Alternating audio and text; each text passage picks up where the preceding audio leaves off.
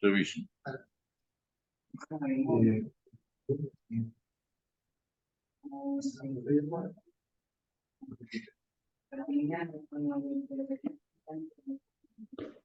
Lo podría grabar.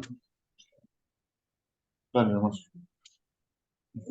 Hola, buenas noches. Buenas noches. Parece que están entrando algunos más todavía. Sí, bueno, gracias. Cuando le conté que me estaba congregando acá, me dice, es una muy buena iglesia, sí, dijo.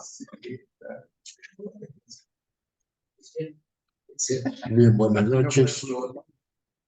Que Dios le bendiga. Y seguimos con el estudio de Primera Pedro. Seguimos con el estudio de Primera Pedro. Hoy vamos a leer la Primera Pedro, capítulo 4.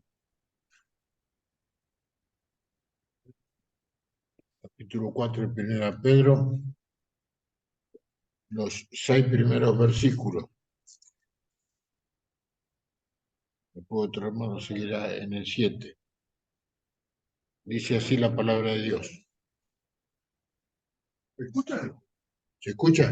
¿Se escucha bien? Dice así la palabra de Dios. Primera Pedro, estamos leyendo capítulo 4, versículo 1. Puesto que Cristo ha padecido por nosotros en la carne, vosotros también armados del mismo pensamiento.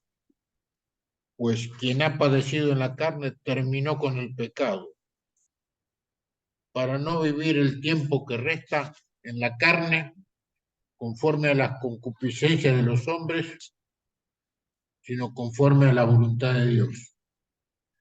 Baste ya el tiempo pasado para haber hecho lo que agrada a los gentiles, andando en lascivias, concupiscencias, embriagueces, orgías, disipación y abominables idolatrías. A esto les parece cosa extraña que vosotros no corráis con ellos en el mismo desenfreno de disolución y os ultrajan, pero ellos darán cuenta al que está preparado para juzgar a los vivos y a los muertos. Porque por esto también ha sido predicado el Evangelio a los muertos, para que sean juzgados en carne según los hombres, pero vivan en espíritu según Dios. Que Dios bendiga su palabra.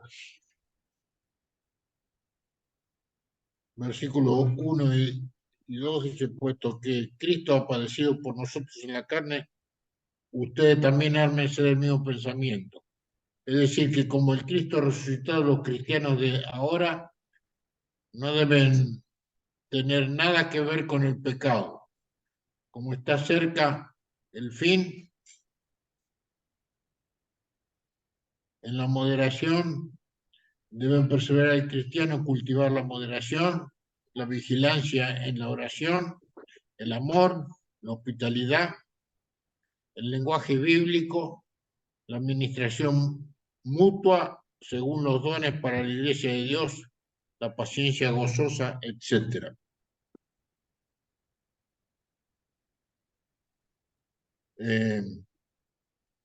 Pedro concuerda aquí con lo que dice en el capítulo 2 y versículo 24, porque vosotros erais como ovejas descarriadas, pero ahora habéis vuelto al pastor y obispo de vuestras almas. Y se parece en lo que Pablo, esto se parece en lo que Pablo nos habla en capítulo 6 y versículos 12 y acerca del pecado. No reine pues el pecado en vuestro cuerpo mortal. Estamos leyendo Romanos 6:12.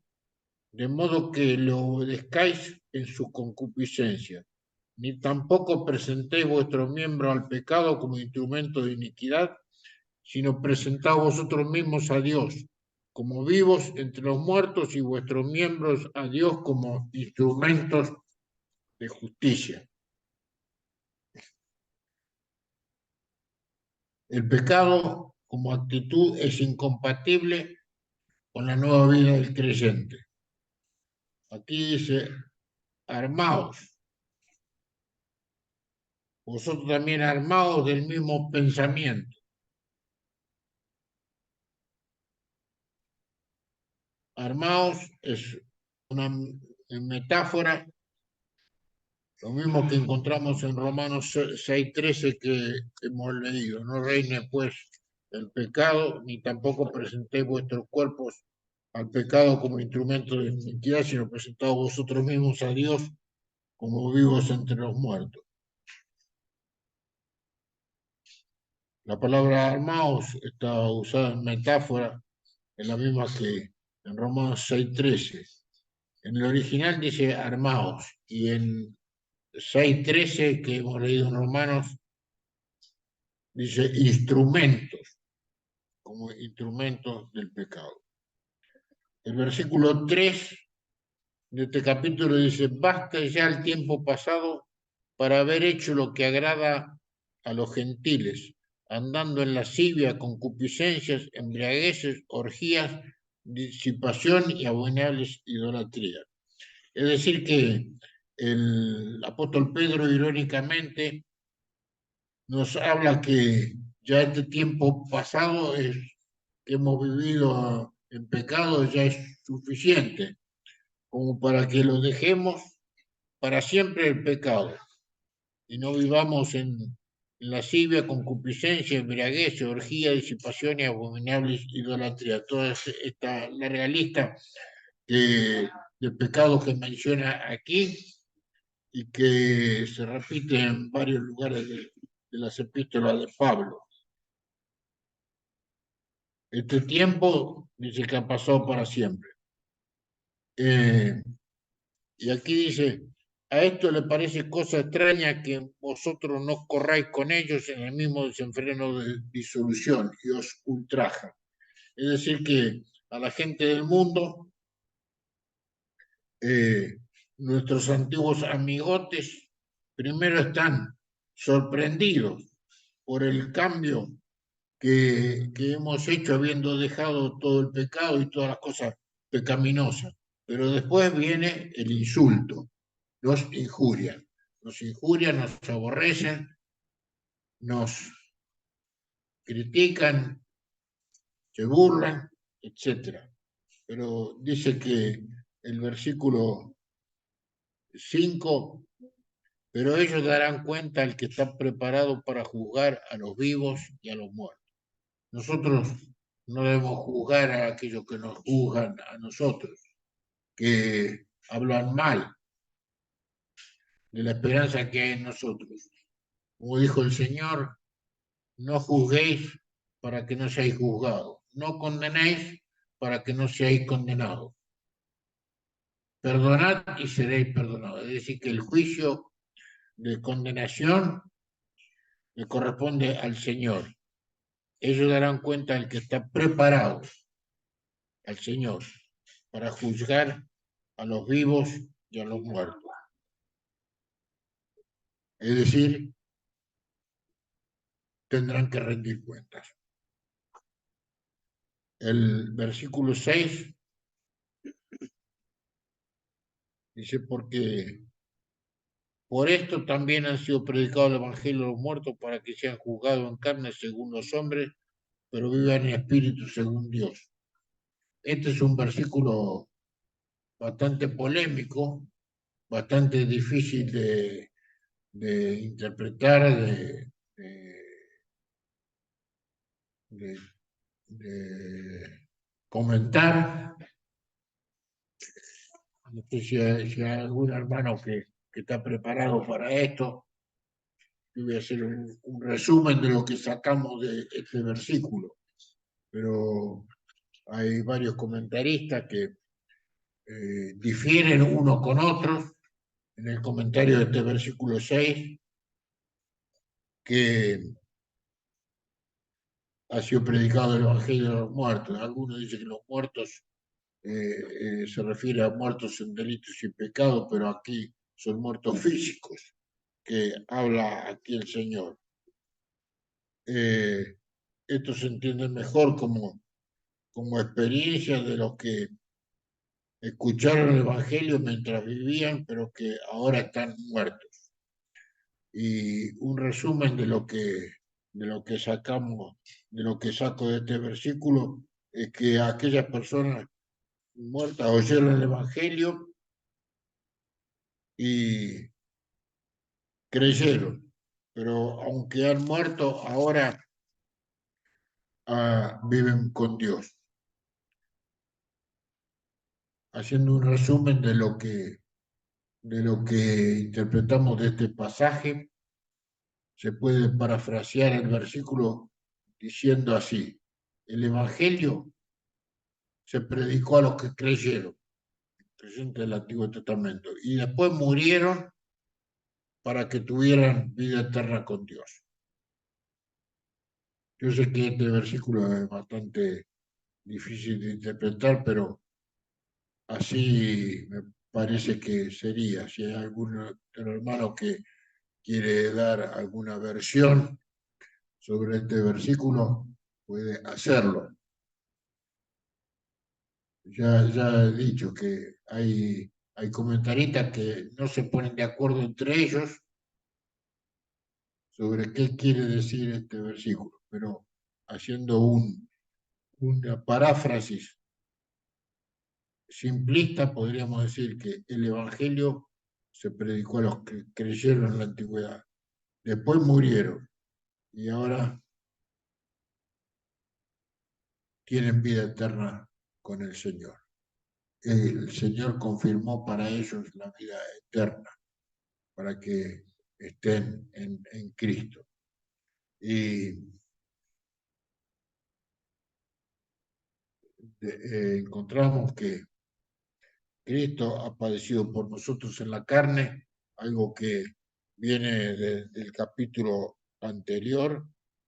Nosotros tenemos que armarnos del mismo pensamiento y debemos estar firmes en el Señor, en su presencia, dejar el pecado de lado para ponernos firmes ahora en el Señor. Ya pasó el tiempo que vivíamos en la carne, en el pecado, en la maldad, y aunque muchos se burlen de nosotros y nos injurien, ellos serán juzgados por el mismo Dios.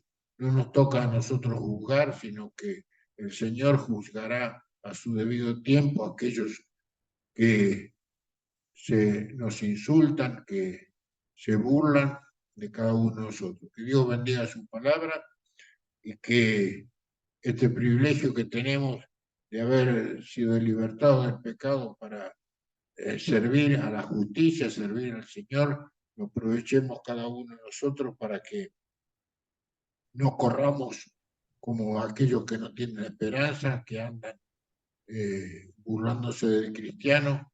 Nosotros sigamos a Cristo, sigamos al Señor y permanezcamos firmes en la fe. Que Dios bendiga su palabra. Terminamos con una oración.